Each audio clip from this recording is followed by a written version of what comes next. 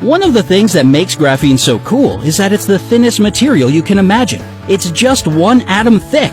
This means this material is mathematically two-dimensional, and you can still hold this single layer of atoms in your hands. Doesn't that blow your mind? Wow! Surprisingly, graphene isn't a unique or rare substance. In fact, it has the same carbon structure as the graphite you use every day when you draw or write with your pencil. But at the same time, in 0.03 inches of graphite, there are about 3 million graphene layers. Dr. Konstantin Novozolov and Professor Andrei Geim discovered the wonder material in 2004 at the University of Manchester. They were examining how efficient graphite is as a transistor. The story goes that graphene appeared thanks to sticky tape. After Professor Geim and Dr. Novozolov stuck this tape to a piece of graphite, they pulled free a single layer of the material. This left them with graphene. In 2010, they were awarded a Nobel Prize for their invention. Graphene used to be incredibly expensive to manufacture. It cost a whopping $1,100 to produce enough graphene to cover the head of a pin. However, by the end of 2015, you could buy 0.35 ounces of graphene for $1,000. Even better, due to the optimized methods of production, specialists expect the price of this substance to reduce even more. It may eventually become as low as the cost of the raw material, graphite. Graphene is incredibly stretchy. It can stretch as much as 25% of its length. This material is also really stiff. Actually, it's the hardest material people know about, even harder than diamonds, and that says a lot. In fact, nothing less than an elephant balancing on a sharpened pencil will be able to pierce graphene. Despite being two-dimensional, graphene can still be seen, and you don't even need to bother with a microscope. This single layer of atoms is perfectly visible to the naked eye. One more great thing about graphene is its relationship with electricity. This material carries electricity more quickly, more precisely, and more efficiently than any other known material. The reason is that the current density of graphene is many million times better than that of copper. As for its intrinsic mobility, it's much better than silicon. Thus, electrons have no resistance when they move through graphene. As a result, people can potentially use graphene to produce batteries that will have 10 times the electrical retention capacity of anything we have today. One more quality of graphene that scientists find extremely interesting is that it expands when cooled and shrinks when it gets warm. There are no other examples of materials with a similar quality. All normal substances act in the opposite way. They become larger when they are heated and smaller when they get cold. However hard you try, you won't be able to squeeze even a single atom of helium through graphene. This makes this semi-metal the most impermeable material discovered so far. Consequently, graphene can function as the ideal gas detector. At the same time, while atoms have difficulty getting through graphene, there's nothing simpler for electrons. According to Professor Geim, that makes this material perfect for conducting experiments in high-speed quantum physics. Graphene has huge potential. That's probably why the EU devoted $1.3 billion to research that's supposed to last for a decade, from 2013 to 2023.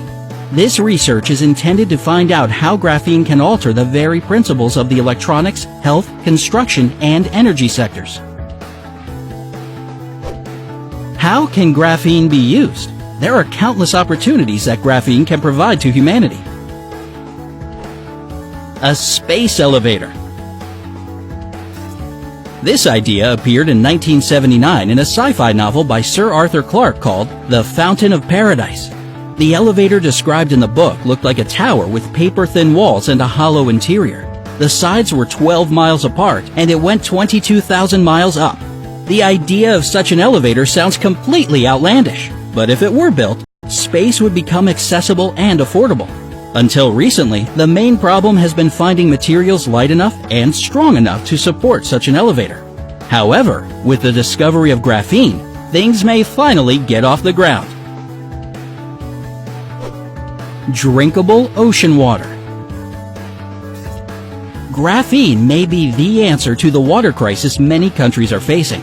If we make membranes from graphene, they would be able to let water through while filtering out salt at the same time. This would be a revolution in desalination technology. Such membranes can also purify water. In fact, in 2018, Scientists from Australia's Commonwealth Scientific and Industrial Research Organisation made seawater drinkable after just a single use of a particular form of graphene called graphene. Dong Han So, one of the researchers, said that this technology can make any water drinkable, no matter how dirty it is. Super strong body armor. One layer of graphene is impressive enough. Can you imagine what you could achieve with 2 layers of this super material? Nothing short of incredibly strong body armor. Researchers from Georgia Tech have recently demonstrated how 2 atomic layers of graphene managed to remain intact after scientists tried to perforate them with a diamond tip. Healthcare. Scientists at the University of Illinois have discovered that graphene can assist in detecting cancerous cells in the body. Researchers from the University of Texas have invented temporary tattoos that are based on graphene. These tattoos are far from a simple body decoration. They can keep track of a person's vitals, including their level of hydration and skin temperature. Recharging gadgets. New batteries based on graphene will be able to recharge incredibly quickly. It will be possible for them to go from empty to full in just 15 minutes. What's more, they can be charged more than 3,500 times. That's pretty impressive for a regular battery. I can't even keep my phone charged for a day. Flexible smartphone displays. If producers start to use graphene in gadget manufacturing, we might end up with smartphones that can bend in any direction. One of graphene's main properties is its flexibility. Thus, electronics based on graphene technology will inherit the same trait. Running shoes for a new generation. Such running shoes have already been tested in the labs of the University of Manchester. Their difference from other running shoes lies in the fact that their rubber outsoles are made with the addition of graphene. As a result, they are much stretchier and stronger than more common materials. Thus, such shoes will last much longer. Glowing wallpaper. Graphene may be the reason why light bulbs become a thing of the past. Thin glowing wallpaper with graphene-based electrode technology will provide pleasant and adjustable lighting for houses.